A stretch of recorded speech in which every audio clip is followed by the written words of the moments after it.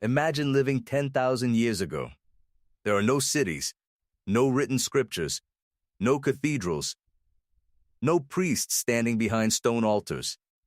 There are only small groups of people moving across forests, plains, and mountains, trying to find food, avoid predators, survive winter, and understand a world they cannot control.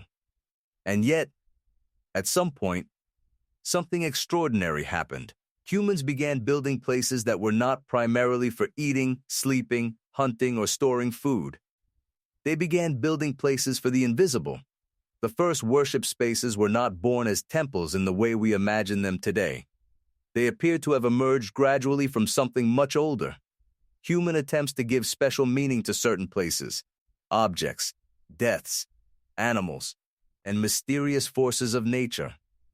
Before there were walls dedicated to gods, there were probably places that felt different. A cave, a particular mountain, a strange rock, a burial site, a spring that never seemed to dry, a place where people gathered after the death of someone important. We cannot hear what prehistoric people believed because they left no written explanation. But archaeology gives us clues. Long before monumental temples existed, prehistoric communities were already creating symbolic spaces and performing rituals in natural environments, including decorated caves. So the real question is not simply, who invented the temple? It may be better to ask something deeper. When did humans decide that a special place should be made permanent? Imagine a community gathering around a fire. Perhaps someone tells a story about a powerful ancestor. Perhaps a hunter describes a terrifying animal. Perhaps a child asks why storms come, why people die, or where the sun goes at night. Nobody has modern science to answer these questions. But humans have something else. They can imagine causes beyond what they can see. They can give those causes an intention. They can remember them. And, most importantly, they can share those ideas with other people.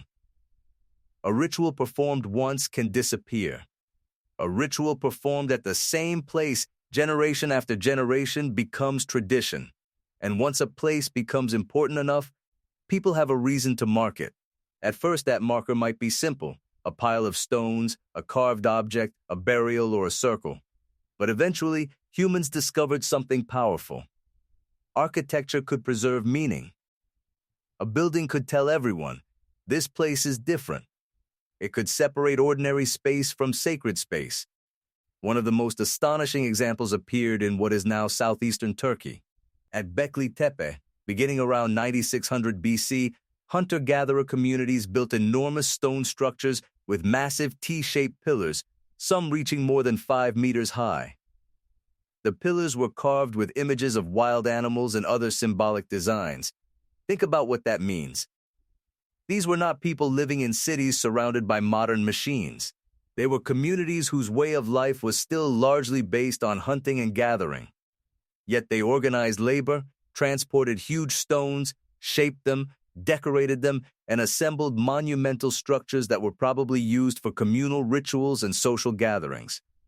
And this creates one of archaeology's most fascinating puzzles. Why would people spend so much effort building something that did not produce food? The answer may involve religion. But perhaps it also involves something even more fundamental, people. A shared ritual gives strangers a reason to gather. A monument gives a community a common story. A sacred place can transform a collection of families into something larger, a group that believes it belongs together. At Göbekli Tepe, researchers have found evidence suggesting large gatherings, including signs of feasting. The site may have functioned as a regional ceremonial center rather than simply as an isolated place of worship. That matters because worship may never have been only about gods. It may also have been about cooperation. Imagine dozens, perhaps hundreds of people arriving from different areas. They bring food. They exchange stories. They perform rituals. They remember the dead. They encounter symbols everyone recognizes. And when everyone participates in the same ceremony, something invisible becomes socially real, identity, belonging, and shared belief. This may help explain why temples eventually became so important in early civilizations. Once humans began settling more permanently, especially with farming communities, sacred spaces could become fixed centers of collective life.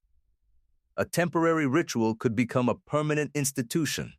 A sacred gathering place could become a shrine. A shrine could become a temple. And a temple could become much more than a religious building. It could become a place where food was collected, ceremonies were organized, authority was displayed, and communities expressed their understanding of the universe. The transformation was gradual. There was no single morning when someone woke up and announced, "Today we invent temples." Instead, thousands of small decisions accumulated. People returned to meaningful places. They repeated ceremonies. They rebuilt structures. They added symbols. They remembered their ancestors. They taught stories to children. And eventually, stone began carrying memories that human voices alone could not preserve. That may be the deepest secret of the first temples. They were not simply houses for invisible beings. They were houses for human memory. A temple said that a belief was important enough to deserve a place. A ritual was important enough to repeat. A community was important enough to gather. And perhaps the greatest achievement was not convincing humans that the gods existed. It was convincing humans that they could build something together for a purpose larger than any individual life. Thousands of years later, we still do the same thing. We build monuments to remember. We gather in sacred spaces to belong. We create architecture to give physical form to ideas that cannot be touched. The names of the gods have changed. The buildings have changed. The civilizations have risen and disappeared. But the human impulse remains remarkably familiar. Before we built temples for the divine, perhaps we first learned to build places for meaning. And once humanity discovered that stone could turn belief into a place, the landscape itself was never quite the same again.